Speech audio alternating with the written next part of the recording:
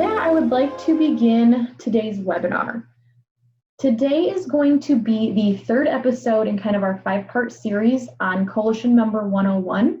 If you feel at any point today you are a little confused, not quite sure what we're talking about and why, you might want to go back and either watch the first 2 videos or rewatch them if that's something that you would like to do.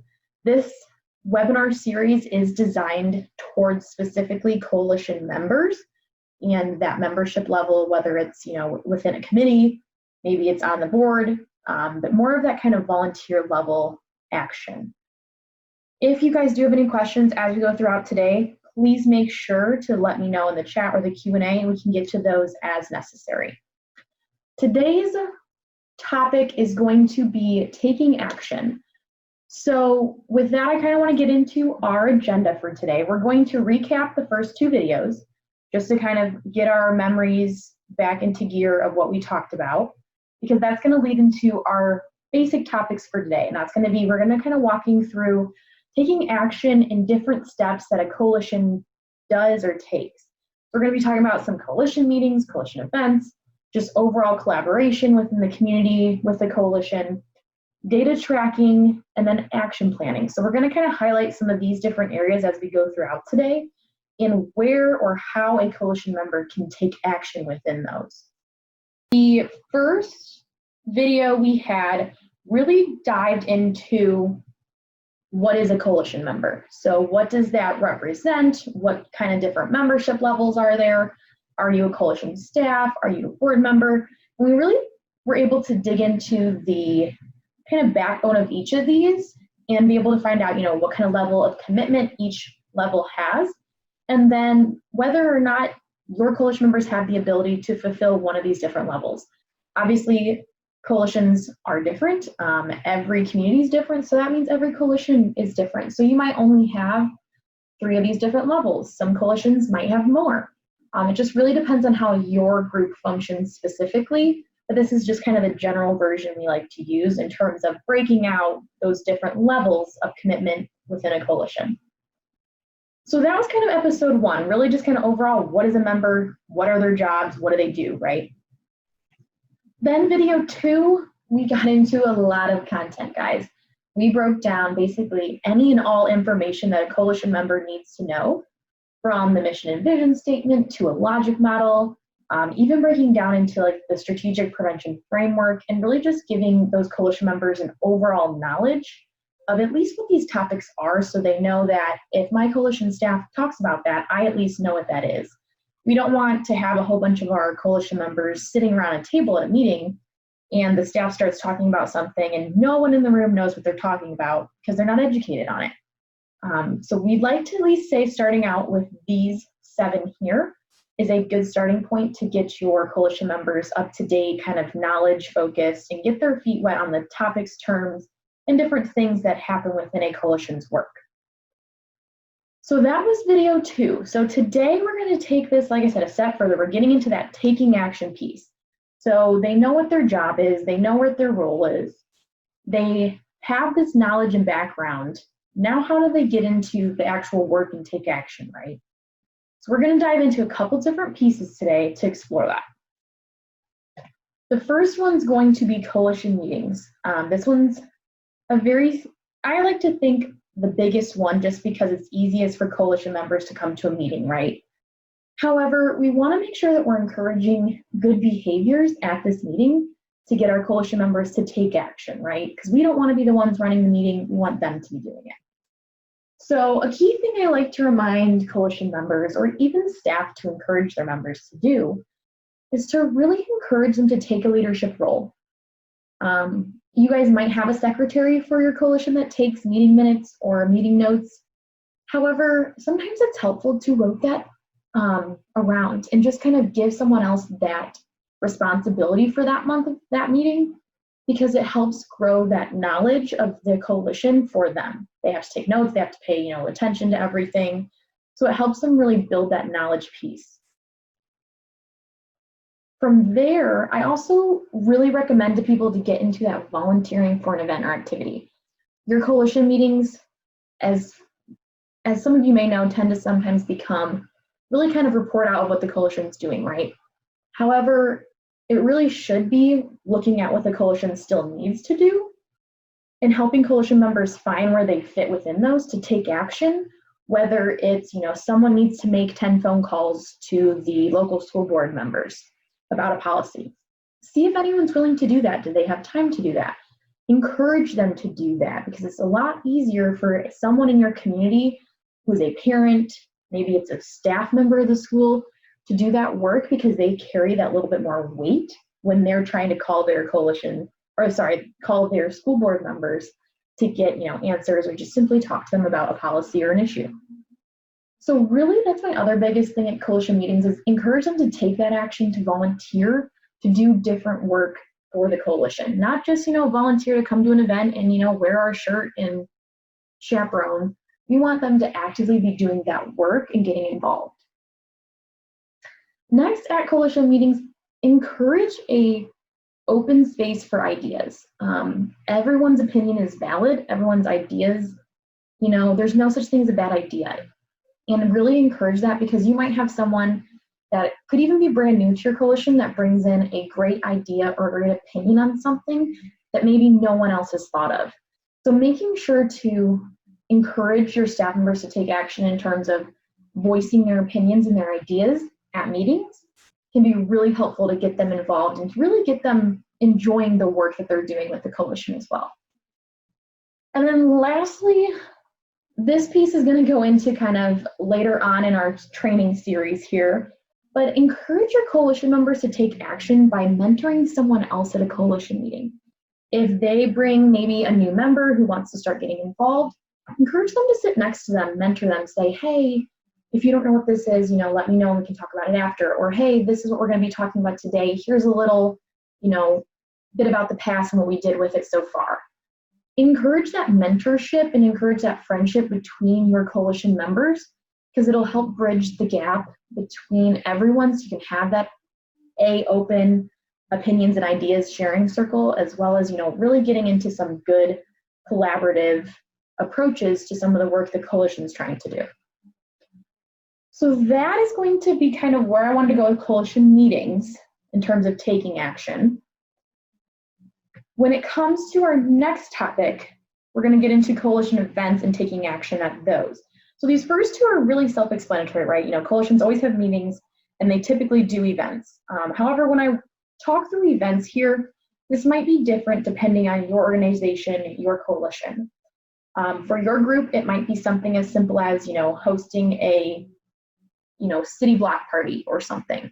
For other coalitions, think of it as maybe an event such as hosting a training for youth, or hosting a, Narcan training for parents or police officers. Whatever kind of work your group is doing, think of something like that in terms of event. Now, it could also be community focus, youth focus, whatever the focus is. I want you to then think about your coalition members and think about all of them, not just the ones that, talk to you on a normal basis and are very active. I want you to think about all of them, because if they're not active now, to get them active, it might be worth asking them if they want to be involved in helping out with one of those activities. And I don't want you to just say, hey, we're having this upcoming, block party for our county. Can you come host and, volunteer for this event? No, be specific in different jobs and taskings that you have for that event that you need fulfilled. And if you guys remember back from our first video, we talked about kind of strengths, weaknesses, and knowing who's good at what. Know your members and look at those and say, hey, I know that, Tim is great at, planning games for the youth and getting them involved in the school. He's a teacher, he's great with the kids. Know that you can ask and be like, hey, we have this great youth activity at our upcoming block party. Can you run or man that station? If you're really targeting in what you want them to do, it'll be easier for them to say yes, because it's something that they enjoy and know that they're good at. So that's one way to get them to really take action. The other way is to give them a little bit of freedom when it comes to events. And I say a little bit because we want to make sure that our work is being targeted. Give them the freedom to say, hey, Tim, we want you to come and, chaperone this part of our event and, help create this activity for the youth to do, but we're giving you the freedom to choose that activity yourself. It gives him a sense of purpose, a sense of work within the coalition to be able to make it his own. So he's getting fulfilled in terms of volunteering for the coalition, but feeling good about what he's doing because it's his own project, his own activity. I hope that makes sense for everyone. The other big thing here is to encourage them to get involved in some of your training pieces that you guys might have. That might be because you don't know what kind of knowledge they have. They might have great training skills. Make sure you know what those skills are, because they could be a huge asset in terms of going to be able to provide a training to youth, adults, whatever it may be. Use those skills and those strengths to help create I don't want to say tasks, but areas for them to work into and really take action within the different things that the coalition already has planned, right? So we don't want to just be, popping up a whole bunch of things here or there because, Tim wants to do this and Julie wants to do this. We don't want to break ourselves into too many different areas and stretch ourselves too thin, but we do want to be able to kind of ebb and flow with different things that we want to be able to link back to within the coalition's work. Like I said, if we're doing this block party, it'd be a great thing to bring Tim in to host an activity specifically for the youth there. It'd be even better if he can target that towards underage drinking, if we're working on underage drinking, right? So thinking about that and being able to tie everything together will help, keep your coalition members involved and engaged, getting them to take that action, but really does come back around to the coalition as a whole and making the community better through that work. So as you guys can kind of see through the first two, I really wanted the third one to be about collaboration and taking action within that. A lot of times coalition members come in, they're like, oh, I'm the health sector rep. I'm here from the hospital, I'm a nurse. I'm only here to tell them, what we're working at the hospital, right? Maybe give a little bit of information. That's helpful for the coalition, yes. However, we want to make sure that we're encouraging, that sector rep, that member, to get into that taking action piece. Like I said, that's our goal today, is get them to take action. Get them to bridge that collaboration between the hospital and the coalition. And the reason I like to get into this is because collaboration is key when accomplishing work in the community. If you have the health department working on one angle on an issue in the community, and you have the coalition working a different angle on the same issue in the community, they could end up, interacting with each other in a bad way. They could end up working in a good way. But why do double the work when you have a coalition member who is your health representative from the hospital, that you could bridge that together and have that collaboration to A, probably do less work, and B, get farther in your accomplishments of this issue you're trying to tackle, right? And sometimes that can be a bit of a barrier to bridge and kind of get through to get that collaboration, because as we know, being able to talk to people or knowing what one group's doing versus another can sometimes then come down to a time situation. The nurse can only give 1 hour a week, but her hour of availability doesn't work with the coalition coordinators to sit down and talk. Use other coalition members and coalition staff. Help that person get connected with other people to talk through some of the things that the health department's working on, especially if, for instance, they can't make it to a meeting or something. Have them report to you what's going on.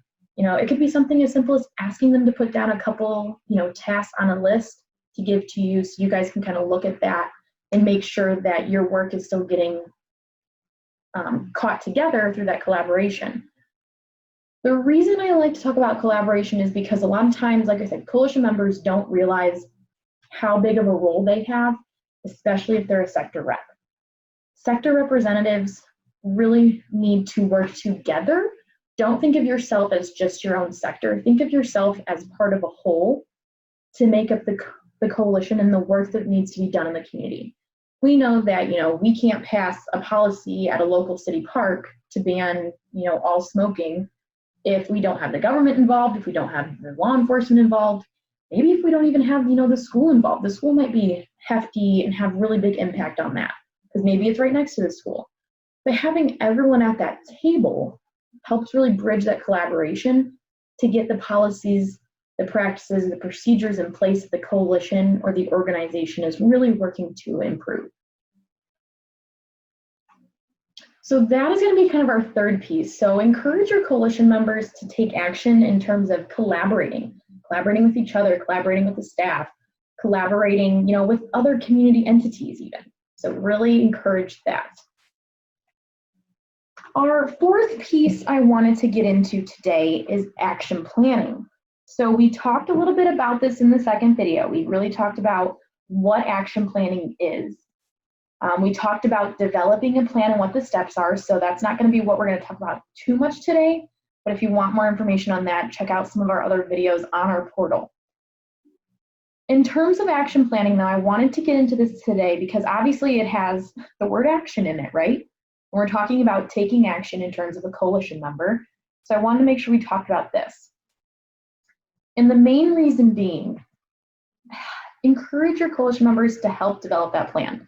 If you guys don't already, it's really helpful to involve, maybe not always the whole coalition, but maybe some sector reps, important people that you want input from in terms of the work that the coalition is planning on adding to its action plan or revising, taking out.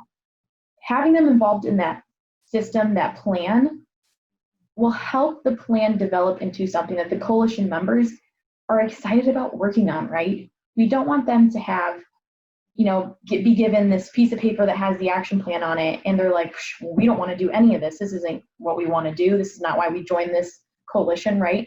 Because then that leads to, coalition members leaving, we have turnover, sector reps leave, we have turnover there, and there's just kind of, our wheels keep spinning and we can't get any traction on the work, right?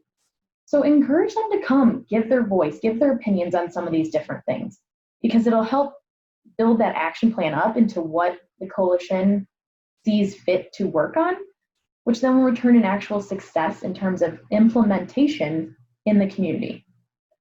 Also, get them to lend their skills, especially in terms of the action planning process, because we know sometimes we like to put down, who's going to do it by when is usually, part of the action plan, right? We have who will do what by when, right? So if you're going to assign someone to something, make sure it's something that they have the skills to do. So involve them in that planning process, because it'll encourage, like I said, that getting them to take action again. If they have the skills to do it and you assign them to that task, they'll be more willing to do it, right? And again, we get back to that collaboration piece. Collaborate with other coalition members to improve/modify the action plan. Continue to keep them involved in this process. If the coalition coordinator and the coalition director are going to sit down and talk about it, bring in a couple of your coalition members that have a good voice of what the entire coalition says. And even ask the whole coalition. If it's something that you guys talk about at every coalition meeting, that's, maybe it's a longer meeting, but that can be super helpful in terms of getting to a point where the coalition is able to accomplish its goals and its actions, right?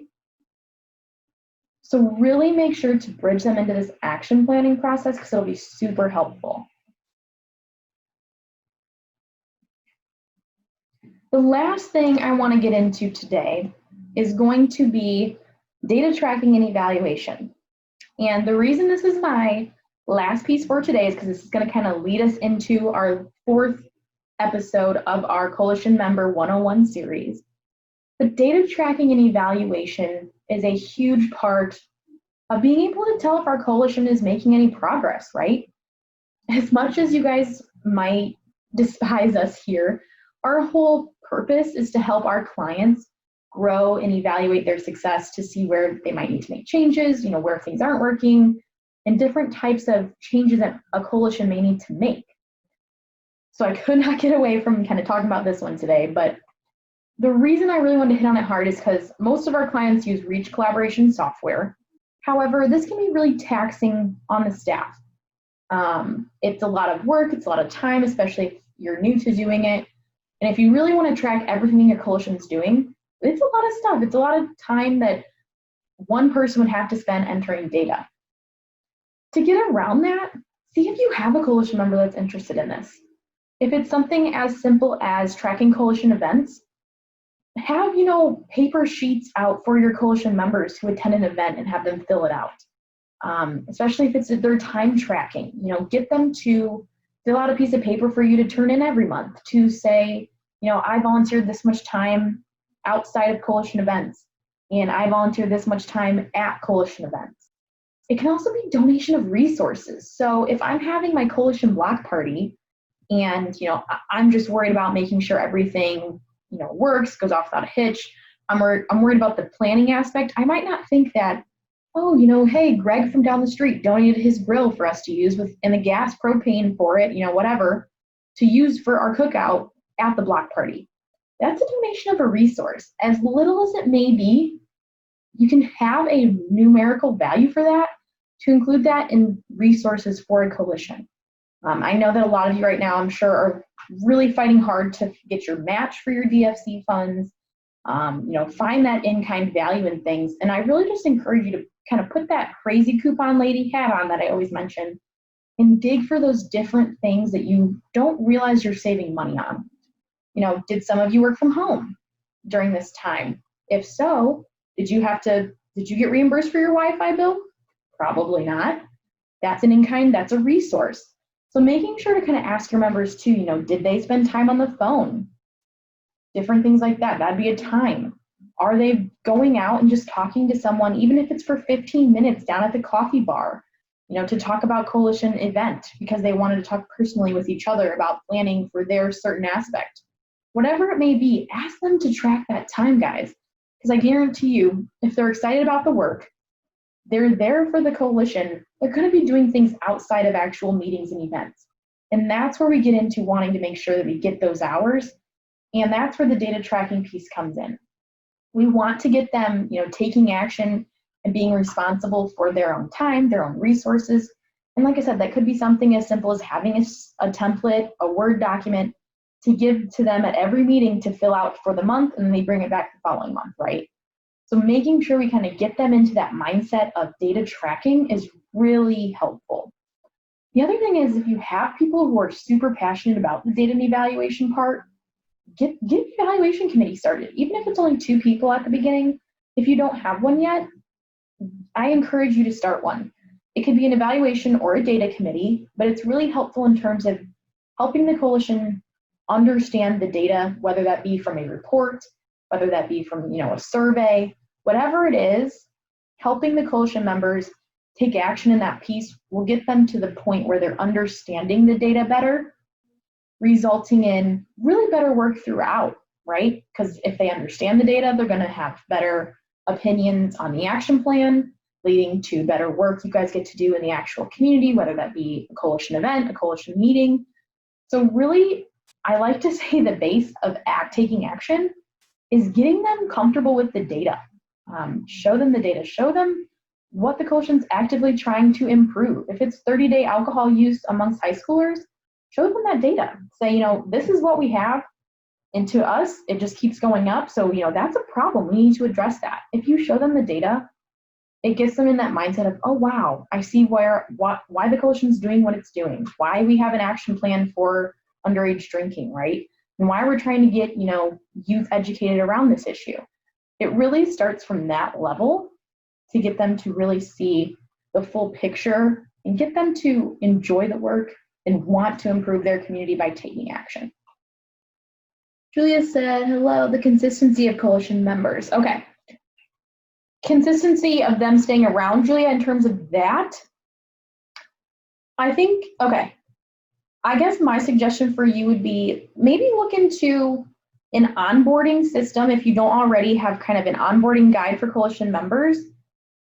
The reason being, sometimes coalition members come into their first meeting, right, and they feel like they've just been hit with a lot of information at a meeting that they know nothing about.